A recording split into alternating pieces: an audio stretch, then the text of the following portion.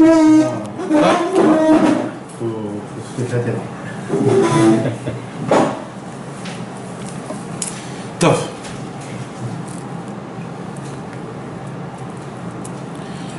Alors on va Bezrat Hashem.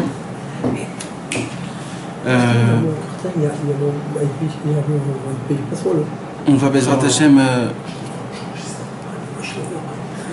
On va Bezrat Hashem avancer dans le deuxième conte, le conte du roi et de l'empereur.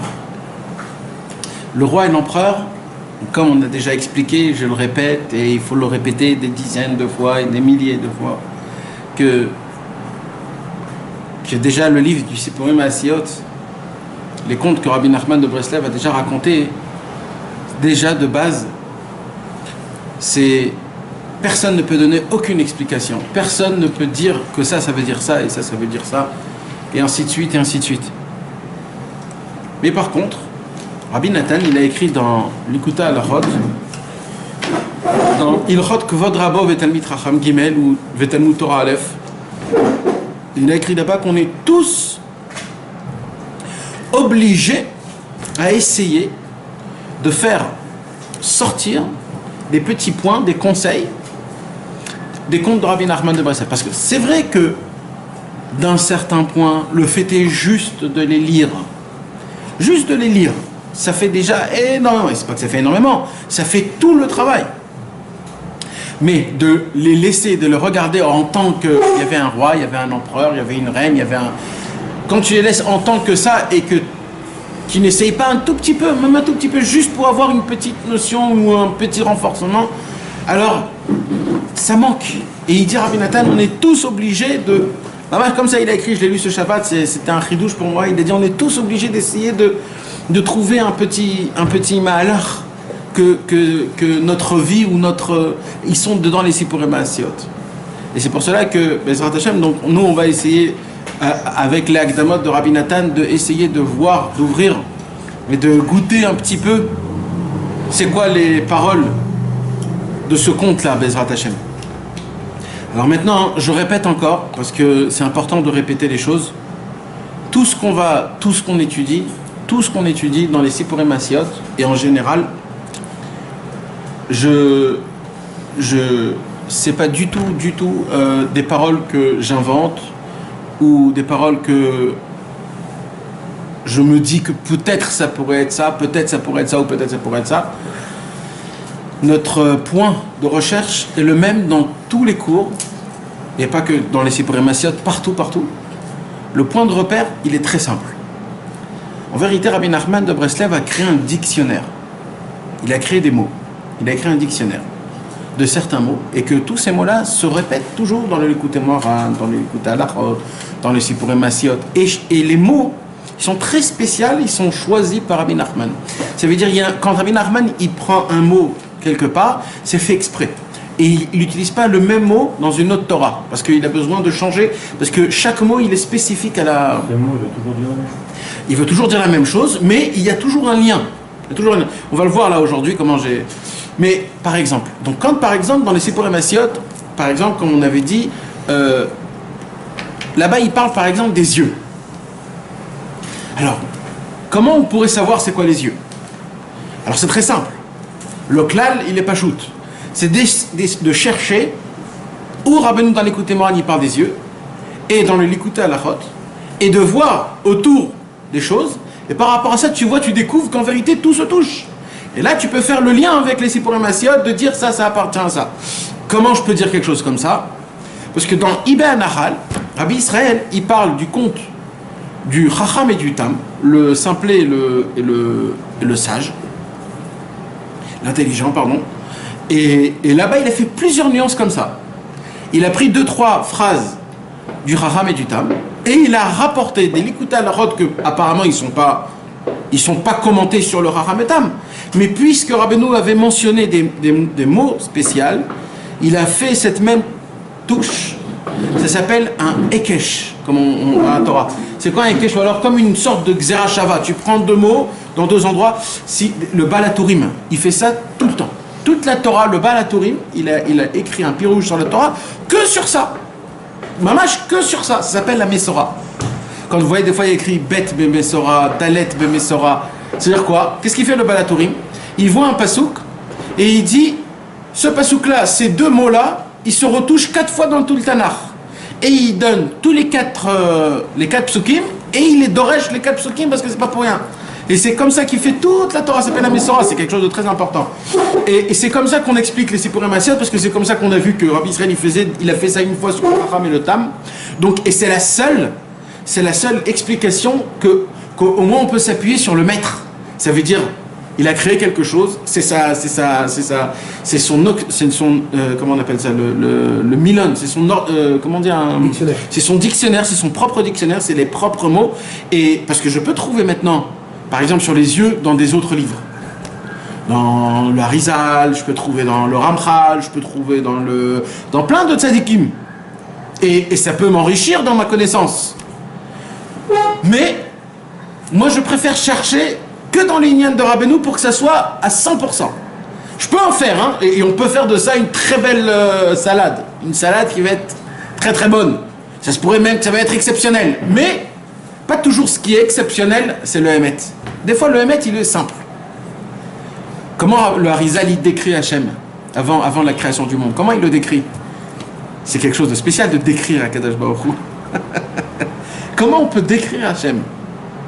Alors les Chachamim, ils nous l'ont décrit à El, à Gadol, à Gibor, Ve'anora, le Dieu, le grand, le puissant et le redoutable. Mais comment on pourrait le décrire à Kadosh Baruch Hu? Rachum, Chanou, Nerechapaim, ça c'est dans les pitiés des tribus des miséricordes. Mais le décrire Mamash, c'est impossible de le décrire. Comment le Harizal il l'a décrit? Il a dit comme ça, au tout début du Etzraïm, il dit Bitrila, Aya Or Echad Pashut. Non, au début il a dit Aya Or Echad Pashut. Après il a dit Sheu Or Ensof. C'est-à-dire au début à Kadosh Baruch Hu, c'était une lumière simple. La simplicité, c'est Dieu, c'est la description de Kadosh Baruch Hu. Vous imaginez comment c'est énorme, la simplicité. Dieu était simple, c'est une lumière simple. Nous, comment on voit Dieu? Une lumière lumineuse de tous les côtés qui explose, Non, ma piche, c'est pas ça. À Kadosh Baruch Hu, c'était une lumière simple. Simple, Pashut, Or Echad Pashut. Après, Sheu, Or Ensof, etc., etc. Vous imaginez, donc c'est quoi? Donc des fois le Hémet, il est simple. Il est simple. Et la simplicité, c'est la perfection. C'est la complémentarité de tout. Donc Bezrat Hashem, on va essayer avec l'aide de Dieu que Akadosh Baruch Hu nous ouvre les yeux, le cœur, le cerveau, Bezrat Hashem, qu'on puisse étudier bien ce conte. Encore une petite introduction qui est importante sur ce conte. La semaine dernière, ou celle d'avant, quand on a étudié le conte, on avait dit que même Rabbi Nathan n'a aucune perception de ce conte-là. Même Rabbi Nathan, il a dit, je ne comprends rien dans ce conte, mais rien de rien. Donc, alors encore plus, comment nous on peut se dire. Mais par contre, Rabbi Nachman de Tcherin, il a écrit que tout ce conte-là, il parle de la Chorma et de la Bina. C'est deux sphères des 10 sphirotes. Et comme nous, on ne comprend pas ces choses-là, alors on les a interprétées d'une manière qui est compréhensible. Voilà, c'est pas masculine et féminine. Aujourd'hui, j'ai ouvert beaucoup de livres pour essayer de voir c'est quoi la Chorma et la Bina dans le concret mamash. Juste une question. Ce qu'il a compris, Rabbi Nachman Miturni, il n'a pas compris Rabbi Nathan? Non, Rabbi Nachman de Tcherin, il donne une supposition que c'est sûr que Rabbi Nathan, il la connaissait. Mais Rabbi Nathan, il ne s'est pas dit, parce que regarde la différence. Rabbi Nachman de Tcherin, il a dit, tout ce conte parle de la Chorma et de la Bina. Ok? Rabbi Nathan, il pouvait le dire, mais Rabbi Nathan, il a écrit que des choses qui sont accessibles à être mekayem, c'est-à-dire à accomplir. Quand je te dis tout ce conte, c'est la Chorma Bina, qu'est-ce que tu fais toi avec? Rien. C'est pour ça que Rabbi Nathan, il n'a rien dit. Tu comprends? C'est aussi simple que ça. C'est pour ça que je me suis fatigué aujourd'hui pour essayer de voir comment on peut essayer d'expliquer d'une manière accessible pour nous, c'est quoi la Chorma et c'est quoi la Bina. Alors, il y a plein d'explications. Oui, mais c'est des explications qui nous expliquent, tu comprends? C'est que de la théorie. Mais vraiment, le pratique, c'est quoi? Alors, c'est quelque chose de simple. La meilleure explication que j'ai trouvée, la plus simple, c'est que la Chorma, c'est la tête, et la Bina, c'est le cœur. C'est le plus simple. Donc en fait, tout ce conte nous parle d'un zivoug, d'une alliance, d'un zivoug mamash. Entre l'intelligence et les sentiments. Exactement. Entre l'intellect et le sentiment, le sentimental. Le cœur tout seul, on peut pas. La sagesse tout seul, on peut pas. La perfection, c'est quoi? C'est quand les deux ils sont ensemble, et quand les deux ils sont ensemble. Alors tout ce qui va se naître par rapport à ça, c'est exceptionnel. Et c'est ce qui s'est passé. Qu'est-ce qu'on raconte ici? Il y avait un empereur et il y avait un roi. D'accord? L'empereur et le roi. Et chacun n'avait pas d'enfant. Pourquoi? Parce que l'intelligence toute seule, elle ne peut pas avoir des enfants. Tu ne peux pas avoir de ça de la croissance. Par contre, le cœur aussi, il a découvert que lui aussi, lui tout seul, on ne peut pas. Pourquoi? Parce que le cœur tout seul, il est neutre. Le cœur, il a besoin que le cerveau le donne des données, mais des bonnes données, des données de la Torah, des données des tzadikim, pour que le cœur puisse s'enrichir de données qui sont propres. Et grâce à ça, donc le cœur, lui tout seul, il s'est dit, moi aussi, j'ai pas d'enfant. C'est-à-dire, moi aussi, tout seul dans la Vodat Hashem, je ne peux pas avancer. Et c'est là où Rabbi Nachman de Breslev va nous raconter une histoire de folie qui va rentrer dans des mondes et dans des mondes, tout ça pour prendre le cœur et le cerveau et de les mettre ensemble, les unir pour que grâce à ça il y a des enfants et grâce à ça il y a des bonnes choses. Une question, si tu prends par exemple aussi pour moi c'est du Tam et du Raham, Ouais. donc si tu dis que la Bina c'est la Rohma et que c'est le sentiment, on voit que le Raham dans le Sipour, bon, lui il va qu'avec la Rohma. Non mais là-bas le Chacham c'est une autre histoire, c'est une autre... je ne vais pas expliquer parce que mais le Chacham là-bas, son seul problème, parce que nous on n'est pas contre la Chorma. Non, d'accord. La Chorma, on a besoin de la Chorma. Ouais. Alors c'est quoi le problème du Chacham? En plus le Chacham il voulait toujours plus, donc c'est bien. C'est quoi son problème? C'est que justement il n'a pas de régèche dans ça. Non, premièrement, c'est qu'il n'est pas satisfait de ce qu'il a. Premièrement. Ah ouais, c'est d'accord. Et deuxièmement, qui est très grave et que Chas Shalom beaucoup y tombe, c'est qu'il s'est proclamé la Chorma. C'est-à-dire dès qu'il a étudié, ça lui appartient maintenant. Ok, d'accord. C'est ça son problème. Donc, Rabbeinu, comment il appelle le Chacham? Tu ne dois pas être le Chacham, tu dois être Talmid Chacham. Tu ne dois pas être Chacham. Tu vois, lui, la Chorma, il se l'est procuré à lui-même.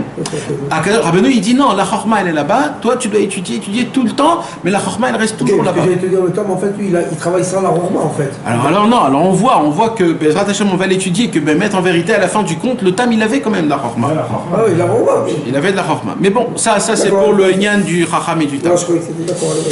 D'accord, donc maintenant, qu'est-ce qu'on avait étudié? Donc Bezrat Hashem, donc ça c'est un point que je voulais qu'on en parle, d'accord? Parce que c'est important de savoir, même qu'on va pas toujours en parler de la Chorma et de la Bina, etc. Mais Bezrat Hashem, c'est un point qui est important de dire, surtout quand on est en train de commencer Bezrat Hashem, ce soir, on va parler de deux points du Sipurim Maasiot. 2 points. Deux points qui sont infiniment importants au service divin. Infiniment importants au service divin. Mamash. Alors, d'abord, juste, je reprends un tout petit peu l'histoire comme on a raconté. Il y avait une histoire d'un empereur qui n'avait pas d'enfant, et il y avait aussi un roi qui n'avait pas d'enfant. Et il a voyagé, l'empereur, sur terre, pour essayer de chercher et de demander, peut-être, il trouvera un conseil ou alors un médicament pour avoir des enfants. Et le roi aussi a voyagé pour la même raison.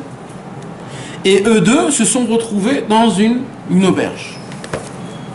Pour l'instant, on s'arrête là. Moi, je voudrais, Bezrat Hashem, essayer de parler déjà d'un point. Regardez comment Rabbi Nachman de Breslev, il raconte le conte sur le voyage. Je vais vous le dire en hébreu, parce qu'il est très important. D'accord? Il dit là-bas comme ça, les chotet ou les vakesh, ou l'aï imtsa eze etza ou troufa leolid panim. C'est-à-dire, comment il dit ici? Il dit comme ça, l'empereur parcourut le monde à la recherche de quelques conseils ou remèdes qu'il trouvait afin d'engendrer des enfants. Alors ici, c'est pas exactement la même traduction. Parce que là, il dit, il a juste parcouru le monde. C'est pas parcouru le monde, c'est les chotettes ou les vakesh. C'est quoi les chotettes? Les chotettes, c'est comme un homme qui n'a pas d'argent et qui fait de la mendicité, alors il va à droite à gauche. Vagabond. Ah, comment? Vagabond. Vagabonder. C'est ça les chotettes. C'est vagabonder. Le monsieur, il vient, on frappe, il frappe dans une porte, on lui ouvre, il lui ferme, il se dit c'est pas grave, je prends l'autre porte. Et il va d'une porte à une porte, d'une porte à l'autre. Vagabonder, c'est aller sans but. Vagabonder, ça allait sans but. Il a un but. Ah non, si tu vagabondes, non. C'est-à-dire que tu vas Ok. pour aller, quoi. Ok, alors c'est vagabonder, mais avec un but. Tu comprends? On va dire ça. Non, sans but d'adresse, par exemple. C'est d'aller d'un endroit à un endroit sans, alors sans ça se- itinéraire. Ok, ça se pourrait, parce que là aussi, là il s'est dit, maintenant mon travail à moi, c'est ça mon travail. Parce que déjà pour être un empereur, ça prend beaucoup de temps, Mistama, que cet homme-là, l'empereur ou le roi, il n'est pas jeune. Comprends? Donc il s'est dit, maintenant j'ai qu'une chose à me faire, j'ai tout dans ma vie, il me manque des enfants. D'accord? Maintenant on a expliqué c'est quoi des enfants. On a expliqué, ça alors, on a expliqué que c'est quoi les enfants. Les enfants, c'est dans la Vodat Hashem, quand tu voudrais engendrer quelque chose. Ça veut dire quoi? Dans la Vodat Hashem, on nous parle tous de la colère, on nous parle de la Gahava, on nous parle de la simplicité, on nous parle de l'étude de la Torah, on nous parle d'être pur et saint dans notre esprit, dans notre Shmirat Habrit, etc., etc. Et on en parle. Mais comme on a l'habitude d'en parler, de lire dans des livres, toujours on lit dans des livres, etc. Et à la fin, avant de fermer le livre, on fait « Aïe, c'est quand que ça va arriver à mon tour ?» Et ça s'arrête là. C'est bien, hein? Rabbeinu, il a dit, c'est exceptionnel. Ce soupir-là, il vaut des milliards, il vaut mais maître, la question, c'est quand il y aura cet enfant qui va naître. C'est quoi l'enfant qui va naître? C'est que, sauf, je commence à voir de mes yeux que, maître, ça commence, j'ai de l'influence. Je suis influencé de ce lignan-là. Et que je commence à moins être coléreux. C'est plus facile pour moi de parler avec Hachem, etc., etc., etc.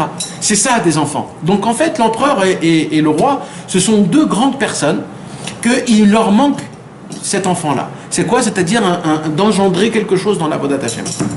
Et là, qu'est-ce qu'il dit Et là, qu'est-ce qu'il dit le Rabbeinu? Il est parti les chotettes ou les vakesh. C'est quoi les chotettes ou les vakesh? Comment tu pourrais expliquer ça, Aaron, les chotettes? Les chotettes, c'est pas juste de chercher. Les chotettes, c'est d'aller à droite, à gauche, vagabonder, il a fait, tu vois, il a dit la même chose. C'est une sorte de vagabonder, une sorte de mot de vagabonder. Les chotettes et les vakesh, c'est quoi? Demander. Mais c'est pas demander comme si je te demande un verre d'eau. Demander, c'est comme Rabbeinu, exactement, c'est comme Rabbeinu dit dans la Torah très très legbet, qu'on doit chercher le tzaddik. Alors là-bas, il y a écrit 3 lachonot. Les chapes, les vakesh, les limtso. C'est les chapes de chercher, les vakesh de demander. C'est quoi de demander? C'est pas je demande un verre d'eau. C'est d'être tout le monde, tout le temps en demande.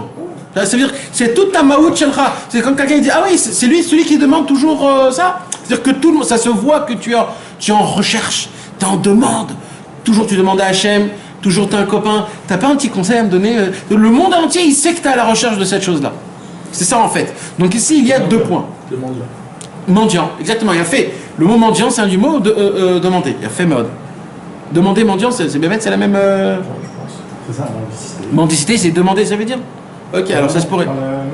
Il a fait. Alors maintenant, ce qui se passe, Rabbeinu, moi ma question que je pose, pourquoi Rabbeinu a mentionné ces 2 mots-là, les chotettes ou les vakesh? Les chotettes ou les vakesh? Il aurait pu juste dire, il est allé essayer de trouver directement un conseil ou aller chez un docteur. Quand t'as pas d'enfant, tu vas chez qui? Spécialiste pour avoir des enfants. Mais là, les chotettes ou les vakesh, c'est comme si que le mec il descend en bas chez le boulanger, il dit t'aurais pas un petit conseil pour que j'ai un enfant? Le boulanger dit écoute, moi je peux te vendre que du pain, mais pas plus que ça. Et ben lui, apparemment, c'était pas ça lui. Lui, les chotettes ou les vakesh, c'est qu'il va partout. Il demande partout. Alors la question c'est quoi ça? Il va chez qui? Ça nous parle à nous dans quoi? C'est ça la grande question. Alors, en fait, il cherche quoi? En fait, il cherche comment avoir des enfants. On voit, mes amis, dans toute la Torah, une fois qu'on parle de comment enfanter. C'est où? C'est quand les bénis Israël ils étaient en Égypte et qu'il y avait là-bas les sages-femmes. Vous vous rappelez des sages-femmes? Pharaon, il avait dit à toutes les sages-femmes juives, les Meyaldot Ivriot, de tuer tous les garçons. Les filles, vous les gardez, et les garçons, vous les tuez tous. Pourquoi? De peur que Moshe Rabbeinu il vient, il remet tout en question. Et qu'est-ce qu'elle nous raconte, la Torah? La Torah nous raconte que les Meyaldot Ivriot, c'est-à-dire les sages-femmes juives, ils n'ont pas écouté Pharaon, et ils ont fait faire naître tous les garçons. Et là, Rashi, il dit, c'était qui les Meyaldot Ivriot? C'était Myriam et Yocheved. Mais dans le Midrash, il y a écrit, ils avaient un autre nom. Ouais, des noms égyptiens. Voilà. C'était quoi les deux noms? C'était Shifra et Poua. Mais en vérité, vous savez que dans toute la Torah, dans la majorité, on l'a étudié, ça, Aaron, si tu te rappelles, dans la Megillat Ruth, que tous les noms, ils sont modifiés. Ça veut dire, en fait, dans la Torah, on t'appelle par rapport à ta fonction. Moshe, Minamaïn, Mishitiou. Ruth, Riva. Elimelech, c'était un Melech. On avait étudié ça dans, tu te rappelles, dans... Tous les noms, ils sont Yitro. Il avait 7 noms. Abraham. Tous les noms, c'était au nom de... Donc, on voit que Shifra et Poua. Rashi, il dit, c'est quoi le nom de Shifra et Poua? Shifra, il dit Rashi, Shemesha Peret et Avlad. Ça veut dire quoi? Shifra, son travail à elle, c'était de prendre, pas Shifra avec un chet, Shifra avec un resh. D'accord? Du mot Shipour. D'accord? Ça veut dire son travail, amélioration. Son travail à elle, c'était quoi? C'était de faire sortir le bébé, de le laver, de couper le cordon, de l'habiller, de le réchauffer, etc. Et Poua, c'était quoi? Shepoa. Ça veut dire quoi? C'est elle, la deuxième, elle prenait le bébé et lui chantait des petites chansons. Elle parlait à la maman, t'inquiète pas, vas-y, pousse, ça va faire sortir. Elle chantait pour le bébé pour qu'il puisse dormir.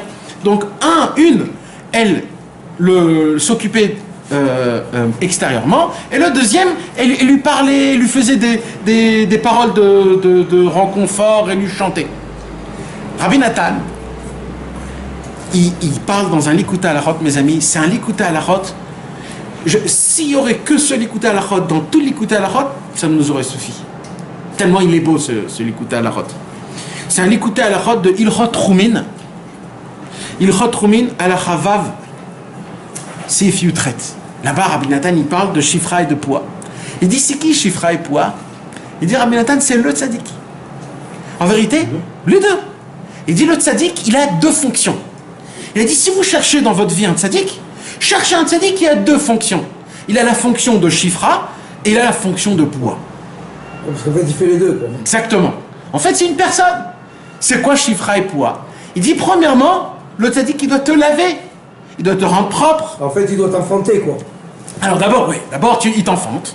Mais comment il t'enfante? Parce que c'est ça, les Mialdot, c'est une sage-femme. Le tzaddik, c'est une sage-femme en vérité. Non, d'accord. Tu comprends? Alors comment il fait? Comment tu demandes? Il te prend de là où tu es. Ouais. D'une écouda à l'autre. Nous tous, nous tous. Alors je t'explique comment ça fonctionne. C'est très simple. Ça commence par la Torah 31. Ça veut dire quoi? Je vais donner un exemple parce qu'on a parlé de ça, alors je continue avec l'exemple. Hein. Mais l'exemple, il est simple. On est tous des femmes, ça veut dire en exemple. Hein. Et on marche comme ça, normal. Le jour où on commence à avoir des bonnes volontés pour servir à Kadosh Baruch Hu, vouloir avoir un enfant, tu tombes enceinte. C'est quand on tombe enceinte, comment on peut avoir le commencement d'avoir un enfant? C'est de tomber enceinte. Comment tu tombes enceinte? C'est quoi qui te fait faire tomber enceinte? C'est que le ratsan, c'est que la volonté. C'est le commencement de tout. Mais tu sais quoi?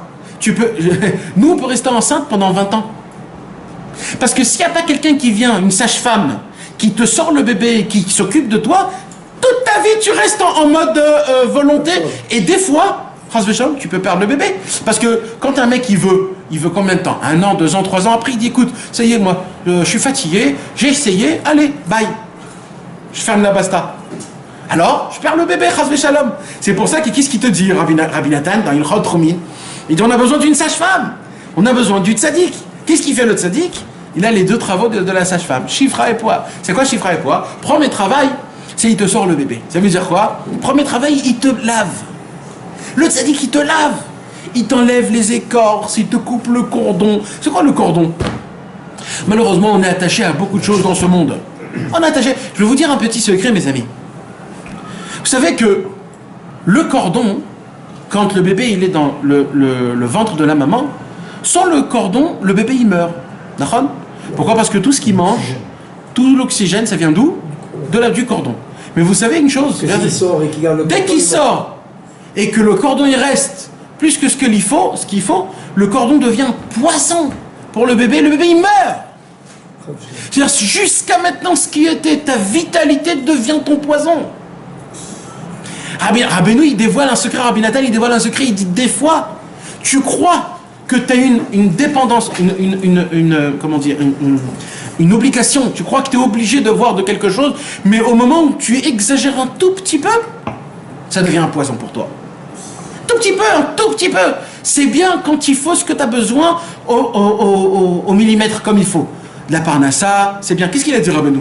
Rabbeinu il a dit, manger, il faut qu'on mange. Donc c'est quoi la tavat achila? C'est quand tu abuses. D'avoir des enfants, il faut qu'on en a des enfants. Donc c'est quoi le problème? Quand tu délires complètement avec des autres femmes, avec des autres... Mais ça veut dire le inyan, t'as le droit. Après il dit l'argent. On en travaille, on gagne de quoi. Donc l'argent, il n'y a pas de problème, on fait de l'argent. Donc c'est quoi le problème? Encore une fois, quand tu en fais plus, donc en vérité, toutes les ta'avot, c'est pas des ta'avot. Même le karas, tout, même la gava. Tout en fait, c'est quoi? C'est des bonnes choses. La question c'est où tu le mets, combien tu en utilises. C'est pour ça que ça s'appelle midot. Midot, c'est mida. C'est une mesure. C'est une mesure. Exactement. Alors maintenant, qu'est-ce qu'il dit Rabbeinu? Il vient Rabbeinu, il dit, comme tu t'es sali pendant toute ta vie, tu as besoin de quoi? De te laver. Mais comment il a l'air un enfant quand il vient de naître? Sale. Il est pas beau, il est pas très très beau, il est un petit peu effrité, ses cheveux ils sont un petit peu, il y en a, des fois il y en a pas, il est pas encore, il faut attendre 1 mois, 2 mois qu'il commence à avoir la peau d'un bébé. Alors pendant ce temps-là, qu'est-ce qui se passe? Le tzaddik il le lave. Et pendant que le tzaddik il le lave, il se regarde dans la vitre, c'est-à-dire nous, le tzaddik il nous lave soi-disant, et on se regarde dans la glace, et on se dit purée, j'ai encore mes ta'avot, j'ai encore un rachat, c'est quoi, qu'est-ce qui se passe? Mais mon frère, ça prend du temps pour que tu puisses... À l'âge de 20 ans, tu auras ta beauté à la perfection. C'est toute une vie. C'est exactement, c'est pas le lendemain, tu es né aujourd'hui. Alors qu'est-ce que tu as besoin? Qu'est-ce qu'il a besoin, le tzaddik? Le tzaddik, il a besoin de lui donner des paroles. Poids. Il lui donne des paroles de réconfort. Ne t'inquiète pas, En Yehush Ba'olam Klal, tout va bien aller, il n'y a pas de problème, etc., etc. C'est ça qu'il nous donne. Et il dit, Rabbi Nathan, il dit, c'est ça le vrai tzaddik. Le vrai tzaddik, il a besoin... C'est pas le tzaddik qui a besoin de donner, c'est nous qui avons besoin du réconfort du tzaddik. Exactement, mais ça veut dire quand nous... Exactement. C'est-à-dire, mais quand nous, on doit chercher notre tzaddik... Lui aussi, il a besoin de nous. C'est dans ce cas-là, il est au chômage. Mais donc... Il n'a pas d'enfant, la sage-femme, elle est au chômage. Alors maintenant, c'est quoi qu'on voit? On voit que le tzaddik, donc son inyan à lui, c'est quoi? C'est de trouver... Nous, on doit chercher un tzaddik qui a ces 2 qualités qui sont exceptionnelles, obligatoires. Maintenant, mes amis, il faut que vous sachiez encore quelque chose d'autre. Ça ne s'arrête pas là, parce que même si tu as trouvé le tzaddik, aujourd'hui, nous, d'accord, ce qu'on recherche, on ne cherche pas un corps. On cherche le da'at du tzaddik, on cherche le roi, ce qu'il a emmené dans le monde. Alors, il y a des fois, par exemple, des gens qui vont essayer d'étudier, dans la Torah, des paroles de Torah, même dans l'Likutei Moharan, ils vont essayer d'étudier le Likutei Moharan ou le Likutei Halachot, mais qui ne rentrent pas dans la catégorie de chifra et de poids, qui ne rentrent pas dans la catégorie de te laver, ou alors de te donner des paroles de réconfort. Dans quelle catégorie alors c'est? De la chorma, de la philosophie, de donner des données, d'expliquer, de philosopher.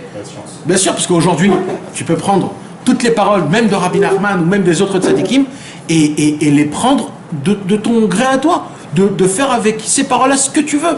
Et ça, c'est très grave, c'est ce qu'il a fait le Chacham. C'est qu'il les a pris pour un autre but. Mais nous, donc c'est ça aussi. Notre travail, nous, il est aussi où?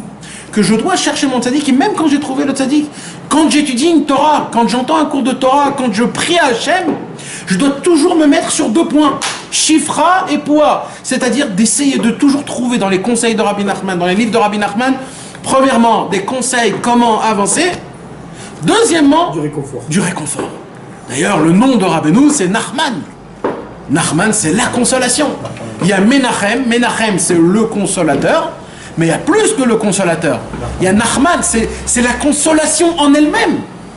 C'est lui, c'est même pas une personne, c'est la consolation en elle-même. Et tout ce qu'on cherche, C'est que ça. C'est de la nechama. D'ailleurs, bientôt, on arrive dans les 3 semaines de pénitence, et tout de suite après, il y aura les 7 semaines de réconfort. On voit comment c'est toujours, à chaque fois que j'arrive dans cette période, je me dis qu'il faut qu'on étudie Mamash, Be'iyun, les 7 haftarot de Nechama, parce que tout le Inyan de Rabbeinu, c'est dans ces haftarot, dans les paroles qui dit les Nevim, c'est de Yeshaya surtout, qui est exceptionnel.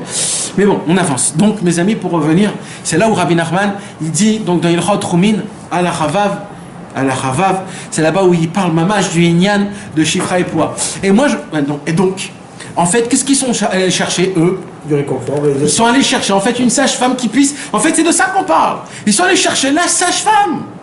La sage-femme qu'ils ont les 2 points, Shifra et Poua.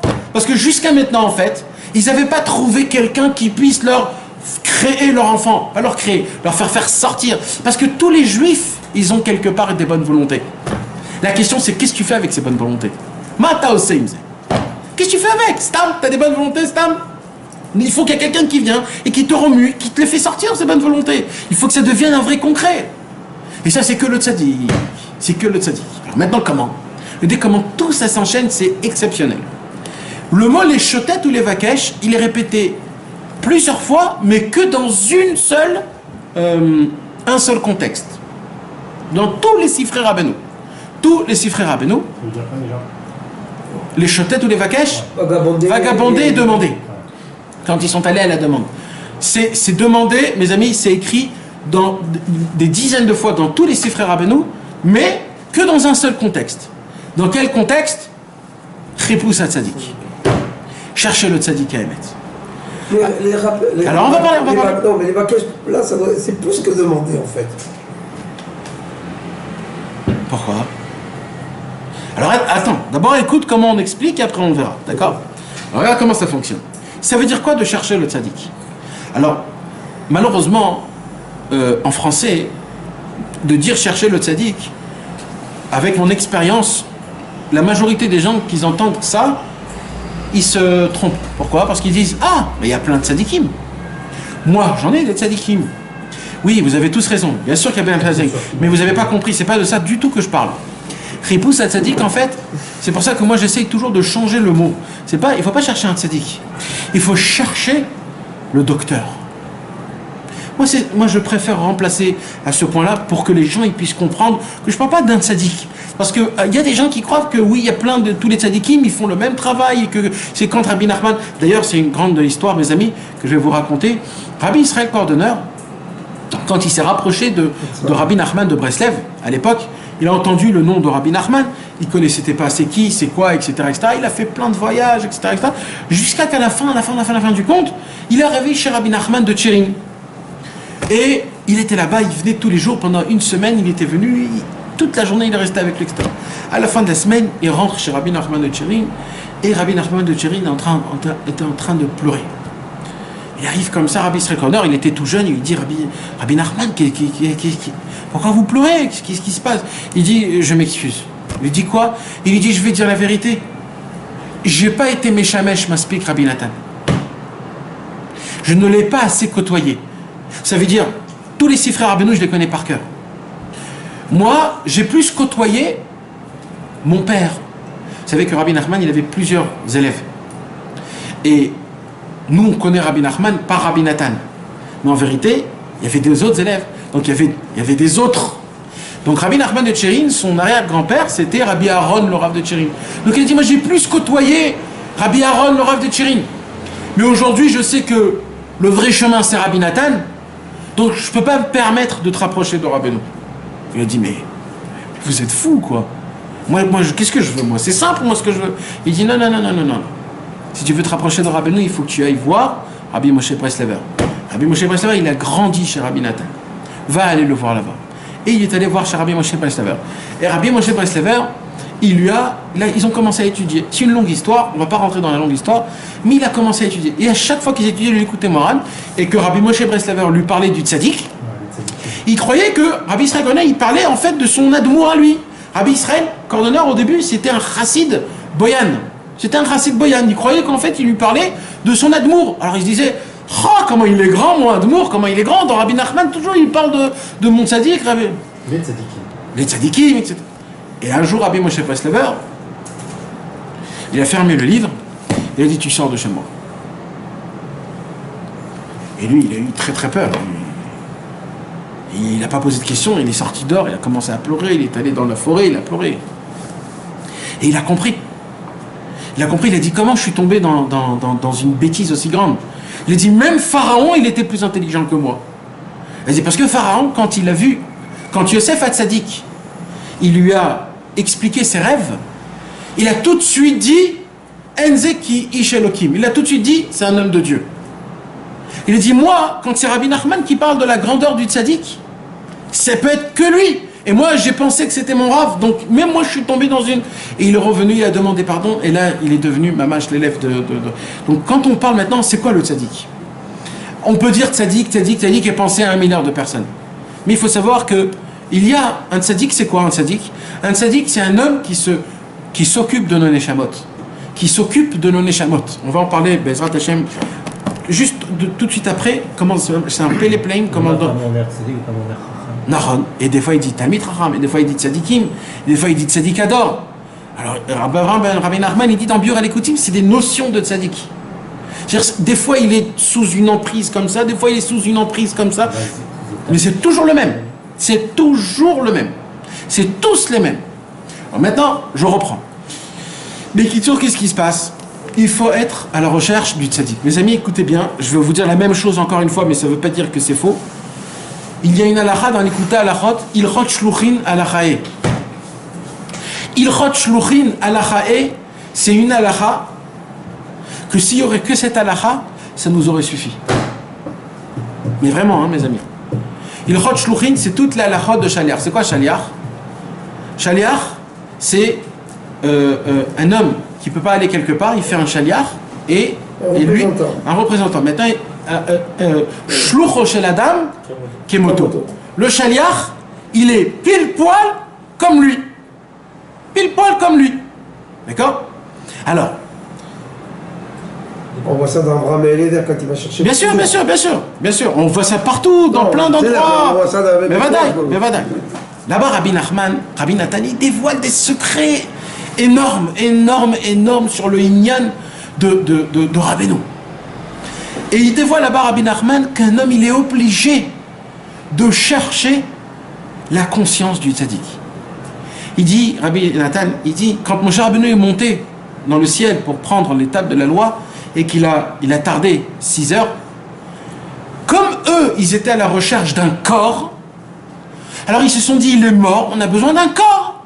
Alors qu'est-ce qu'ils ont fait? Ils ont fait un veau d'or. Il dit, mais s'ils ils se sont arrêtés sur la... Comment on peut dire? Pas la tête, sur ce qu'il a donné, le dad, la conscience, sur le roi, sur comment on dit le roi, sur l'enseignement. Sur l'enseignement lui-même, et on n'est pas obligé de s'arrêter au corps, jamais ils auraient fait le veau d'or. Donc imaginez-vous que tout le problème du veau d'or, il est à cause de quoi? Qu'on a cherché un corps. Et il dit, c'est pour cela, il dit Rabbi Nathan, il dit à la fin des temps, il n'y aura plus de corps. Il n'y aura plus. Pourquoi? Parce que ça va être ça la réparation du veau d'or. Comment on répare le veau d'or? En s'arrêtant, pas sur le corps, que sur le date. Rabbi Nachman lui-même, il dit, il y a Rabbi Nathan, pour de quoi t'as peur, je suis dans la pièce à côté. Exactement. Et tout le tikkun du Egel Hazav, c'est quand Rabbeinu, il a dit, après moi, il n'y aura plus de successeur. Alors comment on va faire? Justement, c'est la réparation. On va maintenant s'attacher à un tzaddik, mais qui n'est pas, le corps, il n'est pas là, maintenant on devra le chercher. Donc, maintenant que le corps n'est pas, moi, c'est un conflit. J'ai une question, j'ai envie d'y aller prendre un rave, poser une question, revenir avec une réponse. Il n'y a pas plus simple que ça, non? C'est facile. C'est très facile. J'ai une question, ma femme elle a une question, comment on fait avec les enfants, comment je fais ici, comment je fais comme ça, je vais à droite, à gauche, je pose une question, je reviens, ça y est. Il dit Rabbi Nathan, et Hachem où il est dans tout ça? Donc ton rave en fait, il a pris la place de Dieu en fait. Tu as toute question, tout comment ça fonctionne. Qu'est-ce que j'étudie? Ok. À quelle heure on prie? Ok. Comment on fait ça? Ok. Ça veut dire en fait maintenant j'ai un lien avec mon rave en fait. Dieu il n'est pas là. Normalement quand j'ai pas de rave, qu'est-ce qui se passe? Pas quand j'ai pas de rave. Quand le tzaddik n'est pas, je le vois pas, là je commence à un travail. je lève les yeux au ciel. Ribono Shel Olam, c'est quoi ton vrai chemin? Et en plus, nous les Breslev, on nous dit que nous, on fait de Dieu, on fait de Rabbeinu un Dieu. C'est nous, le plus encore qu'on est attaché à Hachem que les autres, parce que eux, les autres, ils ont rendu leur Rav. Deux choses, je voulais te dire sur ça. On le voit dans la paracha quand Moshe il fait avec le serpent. Il lui dit, mets le serpent du maquet. Nahon, exactement. Pour qu'il lève les yeux au ciel. Exact. Parce qu'on peut. Rachid demande, est-ce que c'est le serpent qui soit. Exact, non, c'est le fait qu'ils ont levé les yeux au ciel. Et on voit dans She'erit Yitzhak de Rabbi Yitzhak Oued que quelqu'un il est venu lui demander une réponse. Il lui a dit, est-ce que tu as fait une des doutes avant? Exact. Et il lui a dit, je peux pas. Si tu viens me poser une question d'avoir fait une des doutes, t'es un confrère. Exact. Et il lui a dit, je peux pas te parler. Et il lui a dit, va pour faire une des doutes, et quand tu reviens, la réponse que je te donnerai, c'est ta réponse de l'Idbo. Exact. Non. Alors maintenant, imaginez-vous comment c'est beau le Inyan. Maintenant, qu'est-ce qui se passe? Il se passe que maintenant, qu'est-ce qu'il a fait Rabbeinu? Rabbeinu, il a fait quelque chose qu'en fait, c'est ça qui a créé toute la marloquette. Qu'est-ce qu'il a fait? Il est parti de ce monde et il a dit maintenant, il n'y a plus rien. C'est-à-dire quoi, il n'y a plus rien? Il n'y a plus. Ce qui était habituel, comme dans toutes les chassidot, il n'y a pas. Vous savez que si Rabbi Nathan, il serait devenu Admour, il n'y aura pas de marloquette. Tout leur problème à eux, c'est qu'ils ont dit, mais pourquoi Rabbi Nathan ne devient pas un Admour? Comme tout le monde, soyez comme tout le monde. Non, Rabbi Nathan, il disait, je suis toujours le Talmid du Tzaddik. Mais comment? Il ne pouvait pas supporter ça. Ils ont même dit, si tu deviens Admour, oui, si tu deviens Admour, tu mets le Streimel, on te lâche, c'est tout. Rabbi Nathan a dit, non, je vais souffrir 6 ans de martyr, qu'on me met à mort, mais je reste le Talmid. Maintenant, pourquoi? Parce que c'est tout le tikkun du Egel Azav, tout le tikkun du Vaudor. Maintenant, il dit Rabbi Nathan, ça veut dire quoi? Alors, il explique. Il dit Rabbi Nathan, maintenant, en fait, c'est un travail. Je ne sais pas qu'est-ce que je dois faire. Est-ce que je dois me mettre plus dans la Torah, plus dans la Tfila, plus dans l'Hitbo des doutes, plus dans la Simcha, plus dans les Gmilut Rasadim, plus dans la Fatsa, ou alors tout mon travail dans Chatzot, ou alors peut-être dans le Mikveh, peut-être dans le Chinuch Haïladim. Je suis tellement en balagan, je ne sais pas qu'est-ce que je dois faire. Est-ce que je dois travailler tant? Pas du tout. Toute la journée? Pas toute la journée. Comment ça se passe? Il y a tellement de questions, il y a tellement de... Alors normalement, un homme normal, il va, qu'est-ce qu'il fait? Il va chez son Rav, il demande des questions, il revient avec des réponses. Il dit, ah ben nous, moi, je vais te faire montrer comment tu dépends que d'Akadosh Baruch Hu. Il n'y a pas de personne, tu n'as personne à qui demander. Maintenant, tu vas sortir dans la forêt, tu vas commencer à pleurer, tu vas commencer à crier, tu vas commencer à soupirer, tu vas commencer à chanter, à danser, tu vas commencer à demander, Ribono Shel Olam, je dépends que de toi, il n'y a que toi dans ma vie, j'ai rien dans mon monde, j'ai rien. Aide-moi, je t'en supplie, que j'ouvre un livre, que j'ai le conseil, qu'un ami, il vient, il me parle, il me donne le conseil, que j'entends un truc, etc. Et là, tu commences à vivre. C'est là où Rabbeinu, il vient, il dit, c'est-à-dire quoi, Ripous Hatzadik? Ripous Hatzadik, c'est-à-dire quoi? Combien de fois on ouvre des livres et on étudie? Mais bon, comme chaque livre. Non, il dit Rabbeinu, c'est pas ça. Trouve le roi HaKodesh dans mes livres. Je veux que tu trouves, parce que je suis vivant, il dit Rabbeinu. Je suis vivant, je vis, je parle, je suis là, je suis à côté de vous. Il dit Rabbeinu, je suis sorti d'une pièce à une autre, il a dit. Je suis pas enterré, je suis là. Juste demandez-moi. Rabbi Israël, il a dit, celui qui lit le Likutei Tfilot, Rabbeinu, il descend. Il descend du monde là où il est. Il lit avec toi le Likutei Tfilot. Mais vous imaginez de quoi on parle? Mais attendez. Non, pas dans ce lien là du Likutei Tfilot. Dans ce lien du Likutei Tfilot, tout de suite, ça se fait. Attends, pose des questions. Pose des questions. Ouais. Tu sais pas tout. Ouais. Tu vas demander à quel beaucoup. La réponse qu'il va donner. Comment tu sais que c'est la même? Ah, alors voilà. Alors, ça aussi, on parle de ça dans les Hidbo des doutes. Ribono Shel Olam, tu sais très bien que moi, je ne suis pas un Kéli. Moi, je suis complètement éclaté. Donc, ça veut dire, même si je vais comprendre, ou même...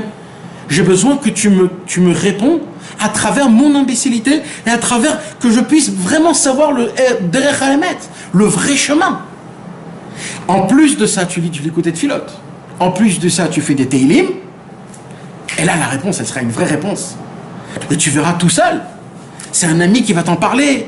Ou c'est toi d'un coup que tu vas avoir l'idée. Ou tu vas le comprendre, tu vas le voir. Pourquoi? Parce que c'est pas que... Tu as raison, si c'était que notre prière. Je l'ai dit ça dans un cours il y a très longtemps. Rabbi Israël ne parle pas beaucoup de Hidbo des doutes. Il en parle, mais pas beaucoup.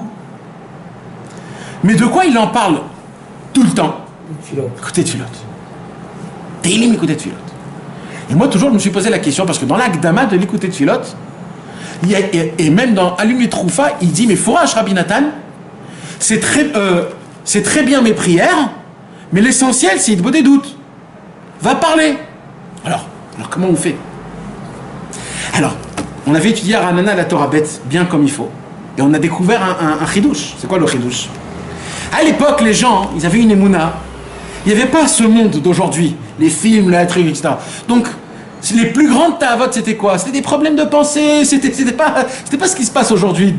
Aujourd'hui, tu veux être sadique, c'est impossible. Aujourd'hui, tu es obligé d'être un rachat aujourd'hui. Hein. En marchant 5 minutes dehors, tu fais ce qu'un homme, il n'a pas fait pendant 100 ans à l'époque. D'accord? À Tel Aviv, tu veux être Shomer et Naïm, tu baisses tes yeux, même par terre, il y a des trucs. Mais c'est de la folie, je te dis, moi, je suis devenu fou de ce truc-là. Ça veut dire, comment on fait? Donc, qu'est-ce qui se passe? Donc, aujourd'hui, on ne s'est même pas demandé. Aujourd'hui, on ne sait même pas faire Igbo des doutes. C'est là où Rabbi Israël, il répond une réponse énorme. Qu'est-ce qu'il dit Rabbi Israël? Il dit Rabbi Israël, Igbo des doutes, ben, fadaï qu'il faut le faire. Mais sachez une chose, vous ne savez pas faire Igbo des doutes. Mais c'est pas parce que vous ne savez pas faire Igbo des doutes que vous allez vous arrêter de faire Igbo des doutes. Par contre, mettez à fond le Likouté de Filote. Igbo des doutes, Likouté de Filote, et au milieu le Teilim, mais il n'y a pas. T'as un bouclier de tous les côtés. T'es une bombe atomique, tu peux rentrer là où tu veux, t'as peur de rien. Rabbi Israël a dit, je veux des gens qui sont prêts à la première ligne à rentrer, à sauter dans le feu. Comment on peut? Mais tu nous mets la dernière ligne, on brûle déjà. De quoi tu parles? De quoi tu parles? Quelle première ligne on va sauter? Mais de quoi tu parles? Il dit, non, Rabbi Israël. Il y a des gens qui sont venus chez Rabbi Israël. Ils sont venus. Il dit, Rabbi Israël, quand on fait la fatsa, des fois il y a des femmes qui s'ouvrent, ils sont pas habillés. Des fois t'es tout seul avec tes livres, frère. C'est spécial quand même. Tu te oh. Rabbi Israël, il a dit, quand tu fais la fatsa, Rabbeinu, il te garde. C'est pas toi. Mais ça veut dire quoi, Rabbeinu, il te garde? Si tu as fait ce que je te dis avant, quand tu lis Igbo des doutes, l'écouter de Filote et Teilim, etc., mais tu peux rentrer là où tu veux. Les Mephitim, ils rentraient dans Chas V'Shalom, dans des endroits très très graves. Et ils gagnaient, ils brûlaient tout, tellement avec la Gdoucha qu'ils avaient. Mais l'écouter de Filote, c'est une sorte d'Igbo des doutes. Mais Fadaï. Mais il y a le lien de faire sortir dans ton cœur. Mais si, c'est Igbo des doutes. Non, c'est pas mamage, tu dois sortir tes paroles. Ça veut pas dire que tu dois pas aller faire les bonnes Oui. Mais si tu fais l'écouter de Filote en pleine nuit, la nuit quand tu te lèves. Ouais. Alors... Tu peux pas compter ça comme Igbo des doutes. Tu peux pas compter ça. C'est une façon de. Il y a Dafka Inyan de se remettre en question. Il y a Inyan. Tu te remets en question quand tu l'écoutais. Non, mais je te remets en question. Quand tu l'écoutais de Filote de Rabbi Nathan de famille, si tu les fais sincèrement. Le lien, c'est de sortir ce que à l'extérieur. Mais il y a plus que ça. Parce que les gens, ils prennent ça comme un point négatif. Ce serait trop facile. Non, mais les gens, ils prennent ça comme un point négatif. De quoi? Je t'explique. Tu sais, c'est quoi le plus fort dans l'Igbo des doutes? C'est de se remettre en question. Non. C'est de parler. Et à un moment, tu sais plus quoi dire. Et là, t'es comme ça. Mais ça aussi, c'est Igbo des doutes. Ça, c'est le point le plus haut. Parce qu'il s'appelle la Dmima et la Shtika. Dans la Torah. Combien ça peut durer? Ça, c'est le Keter, il dira bien. Combien ça peut durer? C'est Keter, c'est Nahon. Dans le mot Keter, c'est la couronne. Mais en araméen, Keter, c'est attendre.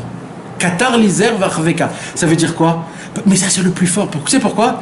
Parce que sans ça, peut-être tu serais dans un autre endroit en te croyant quelqu'un. Combien il y en a des Chassidé Breslev qui se la croient et qui sont dans des délires, qu'ils font des choses et qui... Bon, Hachem, qu'on est là où on est et qu'on sait qui on est et qu'on n'arrive même pas à faire une Igbo des doutes normale. Le but, c'est de nettoyer.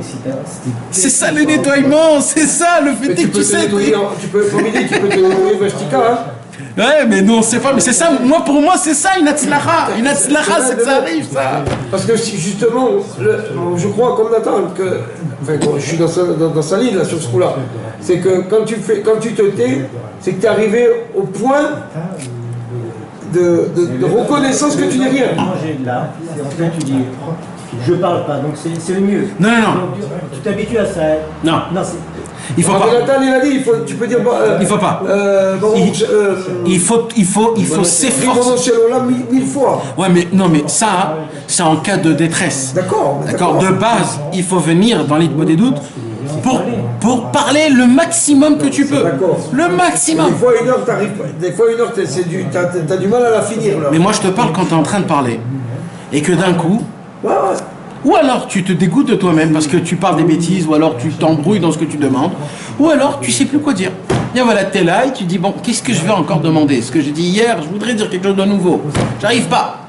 Et là tu commences à te mettre en question, tu commences à tourner. Et là ton cerveau il commence à faire des heures supplémentaires. Et là Kadosh Baruch Hu il dit regarde mon fils.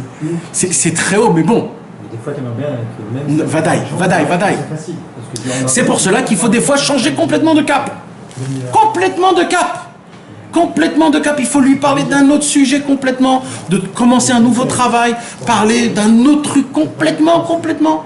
De se voir, d'essayer de parler, ou alors de commencer à faire des doutes sur le Ham Israël. Dans Sefer Hamidot, il y a écrit, quand un homme il n'arrive pas à parler avec Hachem, qui raconte les Yeshua du Ham Israël. Des fois, ça peut nous aider énormément, de prier pour un ami. Tu sais comment c'est difficile de prier pour un ami? 1 heure. C'est difficile parce que tu ne veux pas le faire, mais de prier Béhémet pour lui, c'est très facile. C'est encore plus dur que prier pour soi. Mais non, mais c'est très facile. Pourquoi? Parce que les arguments, tu les as, tu le connais très bien, tu sais ce qu'il a besoin, tu sais ce qu'il faut. Tu sais, on dit que de demander de l'argent à quelqu'un pour soi-même, c'est dur. Mais de demander de l'argent à quelqu'un pour quelqu'un d'autre, c'est plus facile. Des fois, c'est plus facile de prier pour un Chaver ou pour l'homme Israël ou pour je sais pas qui, ou pour notre famille, même pour notre famille, nos enfants, nos femmes. Toi, oublie complètement. Et on ne sait pas comment des fois ça peut arranger les choses.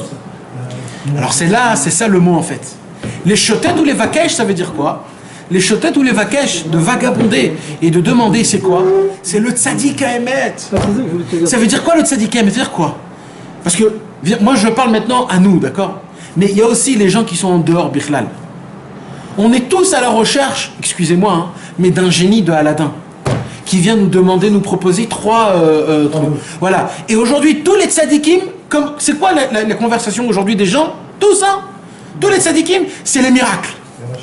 Et Rabbeinu, c'est quoi la première chose qu'il a dit? Moi, je fais pas de miracle. voilà. De base, voilà, écoutez les gars, pas de miracle, hein, les Français, pas de miracle. Et c'est pas que ça. C'est les gens aussi, ils aiment voir des gens très... qui souffrent, ou alors qui font des grandes choses, ou alors qui donnent des trucs, etc. Mais Rabbeinu, c'est loin de tout ça. Rabbeinu, c'est pas ça du tout. Rabbeinu, il dit, moi, écoutez les gars, il faut que vous compreniez quelque chose. Il faut que vous commencez à comprendre combien vous êtes malade. Commencez à chercher le tzaddik. Sur quoi chercher le tzaddik pour nous aujourd'hui? Parce que Rabbi Nathan, il dit dans Ilchot Rumin, celui qui croit qu'il a trouvé le tzaddik, alors lui, il doit ramper avec ses mains et ses pieds. Celui qui croit qu'il a trouvé. Il dit, c'est quoi de chercher le tzaddik? Et il dit dans les livres, quand tu lis les livres, est-ce que tu te sens vraiment comme une boule de feu? Est-ce que tu vas tout de suite dehors appliquer, prier à Hachem, t'en supplie à Kadosh Baruch Hu, donne-moi la volonté de faire ta volonté, donne-moi la volonté de pouvoir appliquer tout ce que j'ai étudié. Pourquoi on ne le fait pas? Parce que malheureusement, on n'a pas le roi Hakodesh du tzaddik. Mais tu t'imagines maintenant si tu aurais entendu la même Torah mais de Rabbeinu, de sa bouche à lui? Rabbi Nathan il dit, tout homme qui venait chez Rabbi Nachman et qui restait plus de 5 minutes à entendre des paroles de Moussar de Rabbeinu, il devenait un ish kacher. Tout homme. Tu pouvais emmener Yair Lapid, Bibi Netanyahu, tout ce que tu voulais. Il venait chez Rabbeinu, il entendait 5 minutes des paroles de Moussar de Rabbeinu. Tu ne pouvais pas. Tu peux pas. Tu fonds. Débitons le prira. Presque. La prira, elle est, dès que tu sors de la... C'est ça. Tout le lien, c'est ça. Chez Rabbi Israël, c'était pareil. Tu crois que chez Rabbi Israël, on avait une prira? On n'avait pas de prira. De Vadaï. 6 heures, on chantait la même chanson. Aujourd'hui, tous les 5 minutes, on change de chanson pour que ça donne. 6 heures, on chantait Bechabatrou, on chantait, on dansait. Après ça, il n'y a pas de prira. C'est quand tu sors, là, il y a la prira. C'est dans le travail. Comme Rabbeinu, il a dit, chez moi, on vient à pied. Rabbeinu, il a dit, comment on repart? Rabbeinu, il a dit, en courant. Pourquoi? Pour vite appliquer ce que tu as reçu. C'est ça le Inyan. Donc maintenant, qu'est-ce qui se passe? Il dit les chotettes ou les vakesh. Il faut que vous sachiez, mes amis, le fait est d'ouvrir et d'étudier une Torah de l'Ikouté Moran, c'est très beau, c'est très sympa. Après toutes les étapes, Baruch Hashem, on a connu Rabbi Nachman, on a connu Rabbi Israël, on a ouvert les livres, on étudie, on a des amis, etc. C'est des étapes qu'il faut remercier énormément à Kadosh Baruch Hu parce que c'est des cadeaux qui ne nous reviennent pas. Mais après ça, ne croyez pas que c'est dans votre poche. C'est là où ça commence. D'ouvrir un livre, d'étudier un Ikouté Moran, dès que tu l'as étudié, là, ça commence le travail. C'est quoi le travail? Comment je peux retrouver le tzaddik dans cette Torah? Comment je le retrouve? Je veux comme si que ça entend. Il y avait un très grand tzaddik, mes amis. Rabbi Shmuel Horowitz, il raconte ça dans Hatzfat. Il y avait un tzaddik qui s'appelait Rabbi Shmuel Ehler. Très grand tzaddik Hatzfat. Très très grand tzaddik. C'était l'élève du Rav de Novritch Hatzfat, un des élèves du Baal Shem Tov. D'ailleurs, c'est grâce à lui un petit peu qu'il s'est rapproché à Rabbi Shmuel Horowitz, etc. Bon, il avait un petit kécher avec Rabbeinu, un tout petit. À l'époque, il n'y avait pas, parce que c'était à l'époque. En Israël, il n'y avait pas de...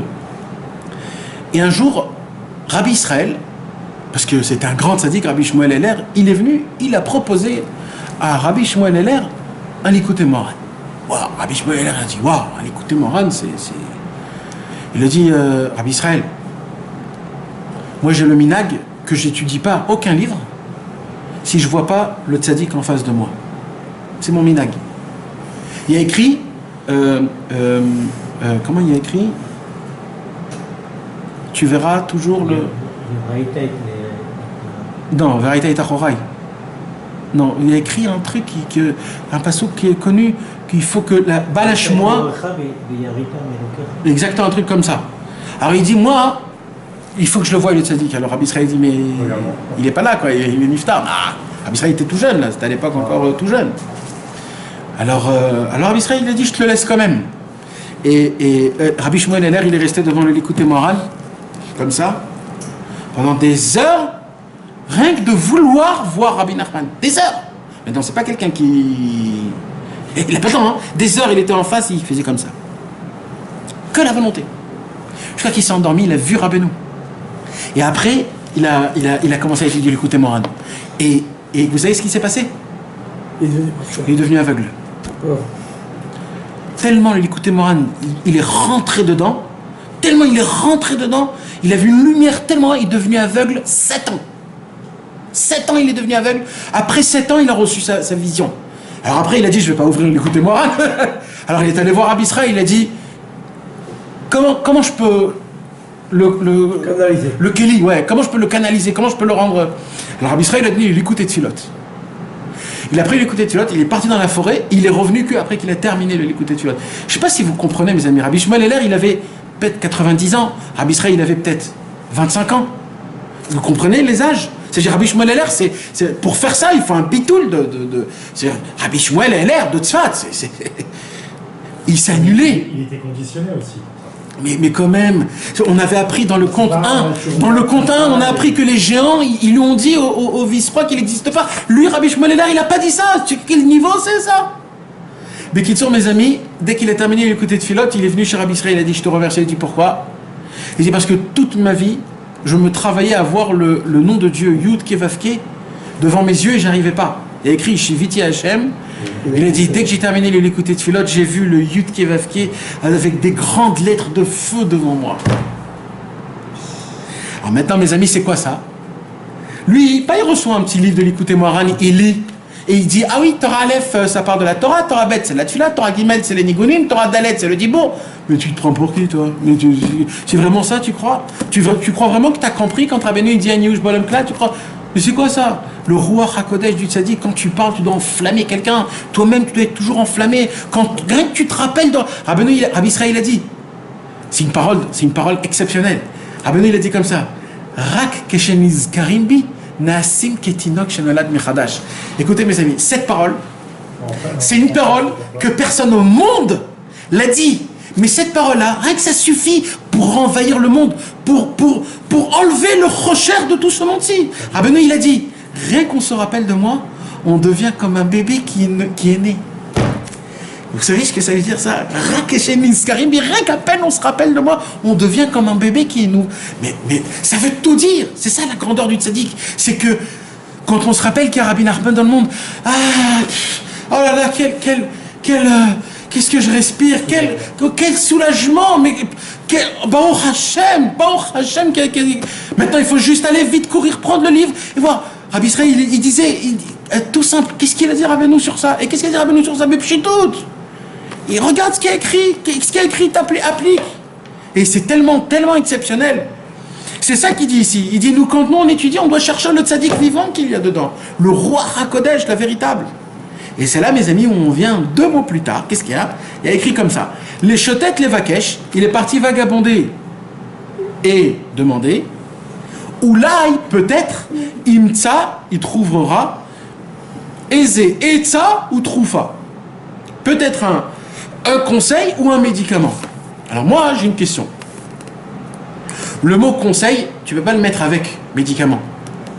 Parce que si j'ai pas d'enfant, c'est pas un problème de conseil. Tu vas pas me donner un conseil que grâce à ça, je vais avoir des enfants. Ce que j'ai besoin, c'est un médicament. Et Si tu dis un médicament, tu ne dois pas dire un conseil. Donc le mot etza et le mot troufa, les deux en même temps ne vont pas ensemble. Alors mes amis, c'est là où on apprend quelque chose de vraiment, vraiment, vraiment important.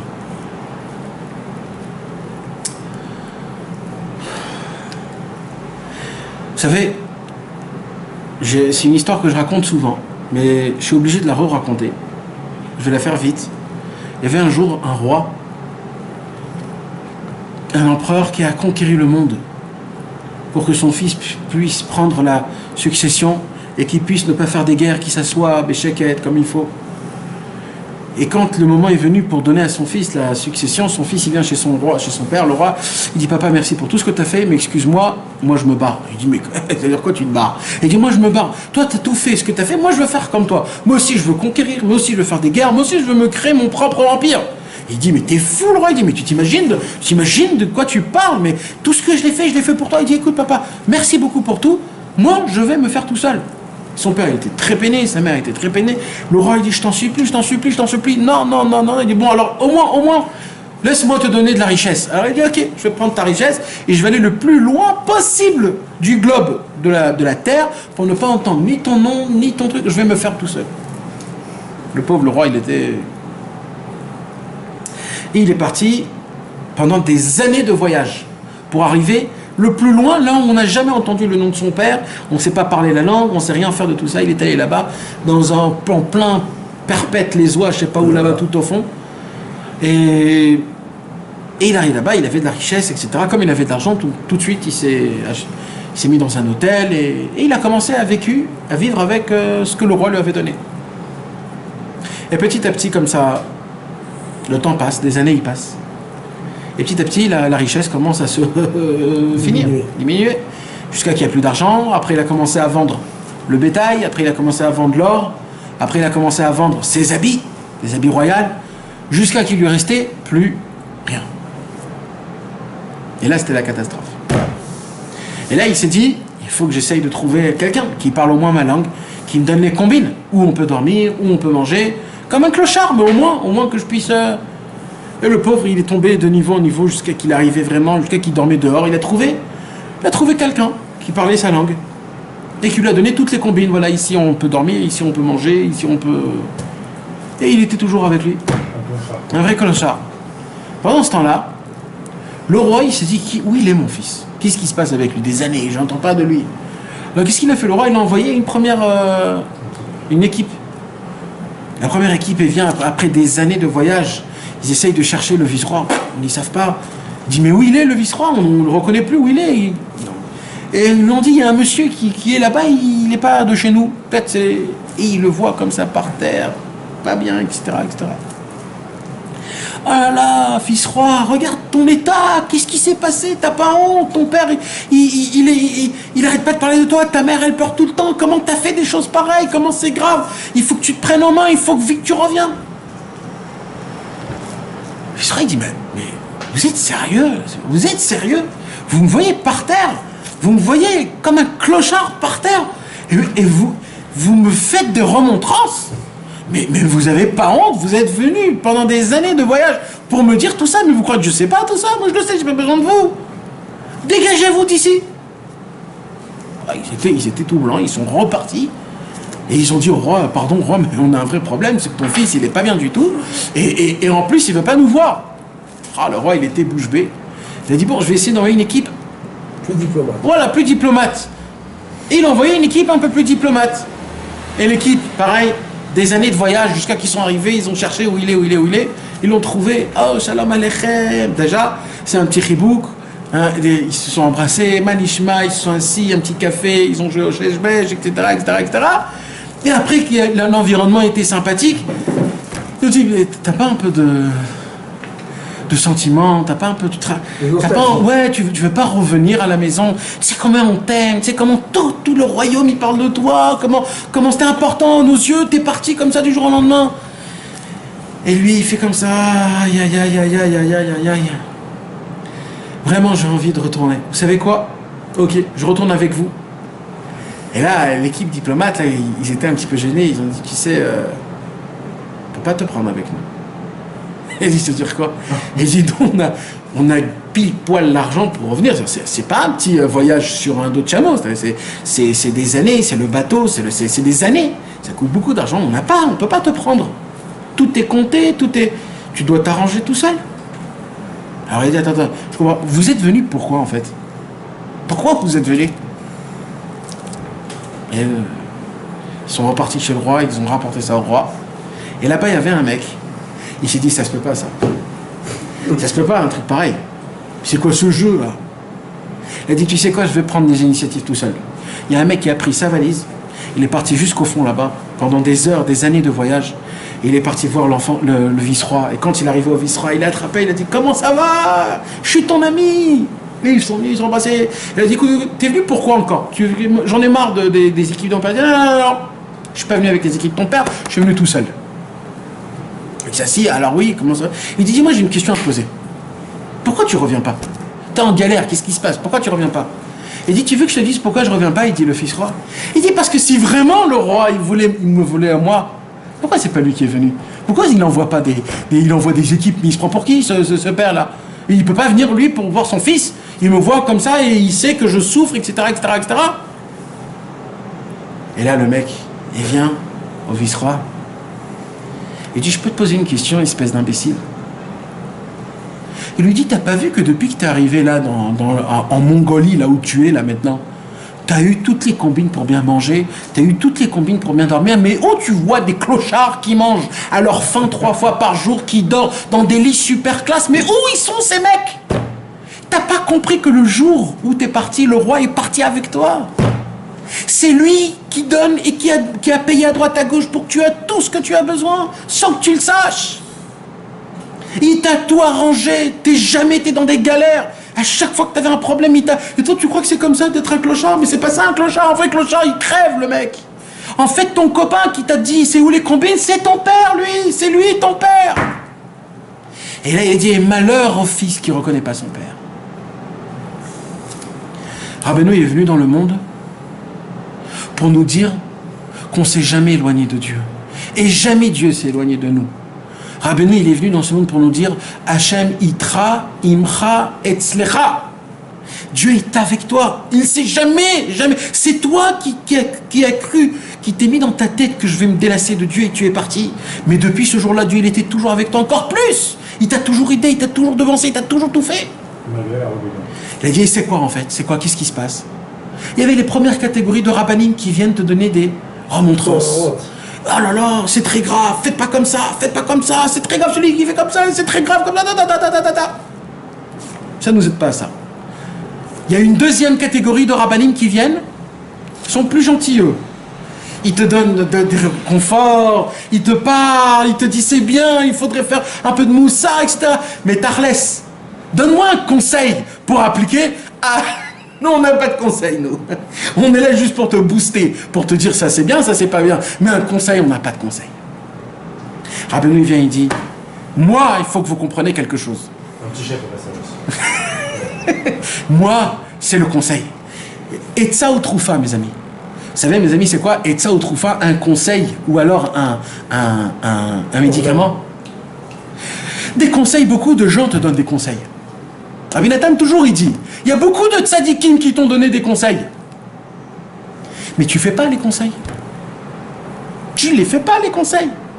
Il faudrait trouver une combine que, au moment qu'il y a un truc, que tout de suite, c'est une troufa, c'est-à-dire c'est un médicament.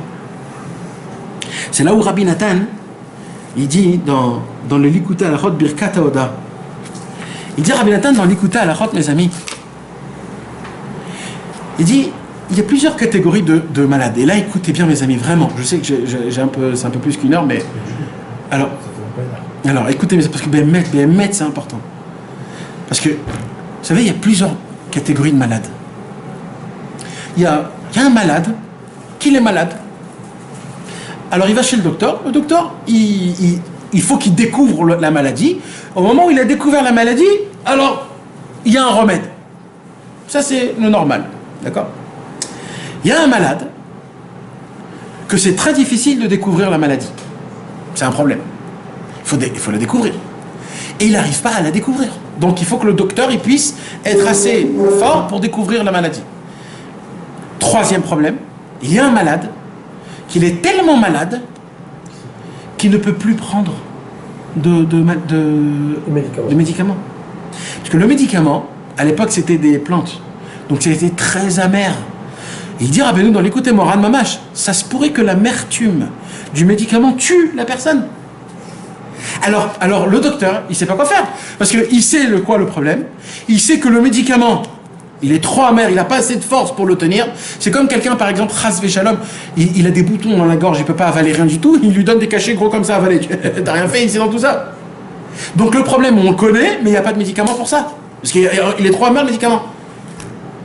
Et il dit Rabbi Nathan, dans Ilchot Birkat Haoda, à la Chavav Seif Aïn, il dit, nous, des gens comme nous, il faut trouver un spécialiste mondial de connaisseurs en maladie, d'être perfectionné dans les médicaments, et que le médicament, il soit doux pour qu'on puisse l'avaler. 3 choses. Il dit Rabbi Nathan, et ça, Rabbi Nachman de Breslev a travaillé sur ces 3 points. Rabbi Nachman de Breslev s'est proclamé la personne dans Sichot Haran, la Sira numéro 185, c'est une Sira, mes amis, qu'il faut voir.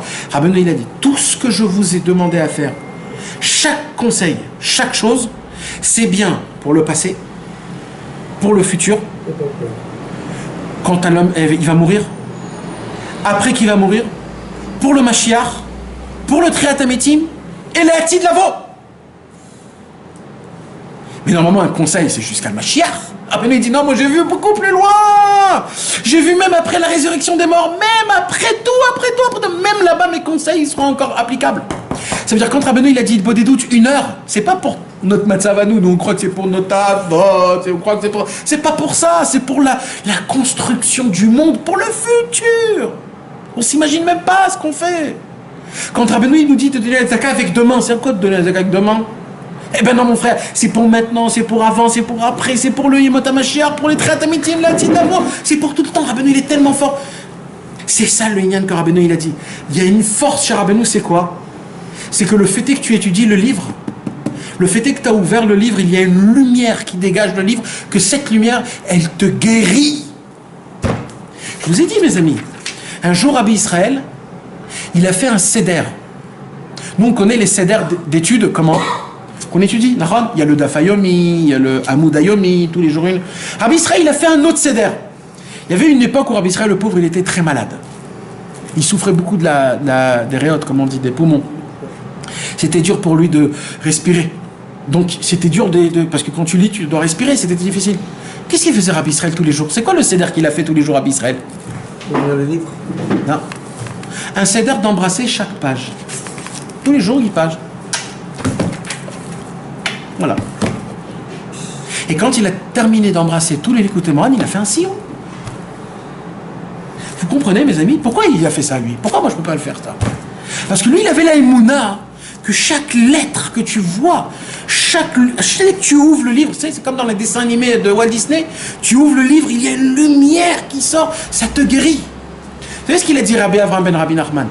Rabbi Avraham ben Rabbi Nachman, il a dit, quand tu as un problème dans ta vie, va voir dans le sommaire, à la fin du Likutei Moharan, le chose, et tu étudies la Torah qui est en fonction de ton problème, c'est fini. Rabbi Moshe Breslever, quand il perdait quelque chose, il allait dans les Likutei Halachot étudier les halachot de Aveda ou Metzia, des pertes. Il y a une histoire avec Rassid Breslev qui habitait à Eratika, je ne me rappelle plus souvent, je te le dirai, il y a un jour, il y a une famille qui n'était pas Breslev, le gamin il est tombé, un petit bébé, et ils sont allés à l'hôpital, Sharet Tzedek, il habitait encore, c'était il y a longtemps, il habitait dans la Eratika. Et les docteurs ils ont dit, on ne peut pas le sauver, et si on le sauve, il restera handicapé. Et il y a, tu connais cette histoire? Je ne me rappelle pas, non, vas-y. Et il y a quelqu'un qui a dit, moi je connais un Rassid Breslev qui habite à la Eratika, allez le voir. C'est un sadique, ils sont allés le voir, ils ont tapé, ils sont venus avec le bébé, et le Breslever il s'appelait Shlomo, il a dit qu'est-ce que vous voulez? Il a dit on nous a dit que vous pourriez sauver notre enfant. Il a dit moi je peux rien moi. Mais quand il a vu le détresse des parents et du gamin, il a dit bon attendez, il a pris le gamin, il est allé, il a rassifrié, il a pris l'écouté Moran. Et il a mis le bébé sur à côté du l'écouté Moran. Et il a dit mon rabbi qui a écrit l'écouté moi je peux rien faire pour votre enfant, mais celui qui a écrit, mon rabbi qui a écrit l'écouté Moran, il peut sauver votre enfant. Et ils l'ont regardé comme ça, ils l'ont rendu, et l'enfant il a guéri, et il est devenu Breslever, et il dit que c'est grâce à sa mimoute qu'il a été sauvé. Il a pris le bébé, il l'a mis sur le l'écouté Moran, il a dit moi je peux rien faire. Mais je suis rien, mais il a dit celui qui a écrit l'écouté Moran, il peut sauver votre enfant. Et le bébé il a été guéri, ils sont allés chez le docteur ils ont dit on comprend pas, c'est un miracle. C'était une ségoula qui était connue parce que Rabbeinu il a parlé de tout le corps humain, comment ça s'appelle de tout le corps humain, de la biologie et de la physiologie, etc. Il a parlé, Rabbeinu, on voit du corps, des yeux, etc. Et c'est une ségoula qui est connue, que quand un homme il a mal quelque part, ou quand il a une maladie quelque part, de lire la Torah en fonction qui va. Quand un homme il a un problème de parnassa, il doit étudier la Torah Chaf Gimel ou Yud Gimel. Quand un homme il a un problème de se rappeler, il a un problème dans la tête, il doit étudier la Torah Nun Dalet. Quand un homme il a mal aux yeux, il doit étudier la Torah la Maîtresse, etc. Pourquoi? Parce que c'est une réfoua, c'est mamash une réfoua. Rabbeinu il a dit, mes livres ils sont comme le Zohar, même si vous ne comprenez pas, lisez. Ça fait effet. Mais tu sais que ça va à l'encontre de tout ça. Parce que c'est même un problème dans la halakha, si tu ne comprends pas, est-ce que tu es Mekayem, Mitzvah, Talmud Torah ou pas? C'est un dioun dans la halakha. Rabbeinu il a dit, moi mes livres c'est pas comme les autres. Le fait est que tu le lis, ça te lave. Moi un jour j'ai pensé à un truc. Rabbeinu il a dit beaucoup de parler à nos membres. Ouais. Maintenant on ne le fait pas ça. On est tellement loin des brades de parler à Hachem, alors parler aux membres, alors là tu vas nous rendre complètement fous. Moi, je me suis dit que de lire beaucoup, les six frères Rabbeinu, c'est ça de parler aux membres. Parce que là, tu fais rappeler à ton corps que c'est comme ça qu'il faut se conduire. Dans l'écouté de Philote, quand il dit « Oh, jusqu'à quand mes yeux, ils vont être comme ça ?» Quand on l'écoutait à Moran, dans l'écouté Etzot, à chaque fois que tu parles du Zikaron, en fait, tu parles à ton corps. En fait, tu rends ton corps comme il faut. En fait, c'est des médicaments qui dans tout le corps. C'est ça la Etza ou Troufa. Il faut chercher la Etza et la Troufa. Le conseil, c'est ce qu'on a dit tout à l'heure. Chifra au poids. C'est quoi chifra au poids? C'est la etza et la etroufa. Les chotat ou les vakesh. De chercher ces deux points. Le point de consolation et le point d'application, de lavage. Regardez mes amis Oshéa. Toujours il y a un pasouk qui va à notre cours dans la Bible. Oshéa, mes amis, ça fait partie des prophètes qui donnaient beaucoup de nechama, beaucoup de consolation. Et là, il dit, le prophète Oshéa, c'était beaucoup un prophète qui nous a mis l'eau à la bouche de faire teshuva. Et il a dit, si vraiment vous allez vous tenir comme il faut et que vous allez entendre Akadosh Baruch Hu, il dit, je vais vous lire en hébreu. Va'anochi tirgalti le'Ephraim kachem al zrotav velo yadu kirefaatim. Écoutez bien les paroles qu'il dit ici. Pourtant, c'est moi qui ai dirigé les pas de Ephraïm. Je les ai pris sur les bras, mais ils n'ont pas voulu savoir que je leur apportais la guérison. C'est-à-dire quoi? Il dit, Rabbeinu, je vous ai donné le Likutei Moharan, je vous ai donné le Likutei Etzot, je vais vous donner tout. Mais ce que vous ne savez pas, c'est que dans ça, juste en les lisant, il y a les guérisons. Tu n'as pas besoin d'aller... mis à part l'application, le fait est juste de les lire, c'est déjà une guérison. Le fait est de s'asseoir dans un cours de Torah qui parle de Rabbeinu, rien que ça, c'est déjà une guérison. De venir à Hitbo des doutes dans ton endroit, dans ton heure, c'est la guérison. Mis à part l'application. L'application, c'est encore plus une guérison. Mais c'est ça le Inyan, parce que nous, on a besoin d'un conseil sur le conseil, sur le conseil. Alors Rabbeinu te dit, t'inquiète pas, le fait est que tu viens et que tu voyages et que tu étudies mes livres et que tu fais un peu d'avatsa et que tu fais un peu de ça, un peu de ça. Le fait est, rien que de ça, c'est déjà la guérison. Même que t'as pas atteint la chose, c'est déjà la guérison. C'est ça, Etza ou Troufa. Là, il dit le prophète Oshéa qu'à la fin de tous les temps, la guérison sera à ta portée de main. Il faudra juste venir, il faudra juste ouvrir le livre, juste acheter le livre, le mettre chez toi à la maison, le donner à un ami. C'est ça les choses qui sont importantes. Et c'est ça ce que l'empereur et le roi, ils ont cherché. Ils ont cherché, donc ils étaient dans la bonne direction. C'est pour cela qu'on voit que tout de suite après, on ne parle pas de comment ils ont fait, s'ils n'ont pas fait. On voit qu'ils sont à peine revenus, ils ont un enfant. Parce qu'ils ont tout fait, c'est ça qu'ils ont fait. Ils ont fait Shifra, Poua, Etza ou Troufa, Chotet ou les Vakesh. C'est tout ce qu'ils ont fait. Ils ont cherché, ils ont demandé, ils étaient toujours en recherche. Ils ont cherché quoi? Il faut savoir quoi chercher. Chifra et poids, le tzaddik qui sait te donner des bonnes paroles et qui sait te laver. Et après qu'ils ont trouvé le tzaddik, ils ont fait Etza ou Troufa. Ils ont cherché le conseil et le médicament. Et de savoir que le fait est que je suis rapproché du tzaddik. Le fait est de savoir que j'ouvre les livres, c'est déjà ça la Troufa. Et tout de suite après, tu as l'enfant. Les deux, ils ont un enfant. Les deux, ils ont fait les mêmes choses. Donc on voit comment c'est important et combien c'est énorme ces choses-là. Voilà mes amis, c'était... Je crois qu'il y a... Dommage.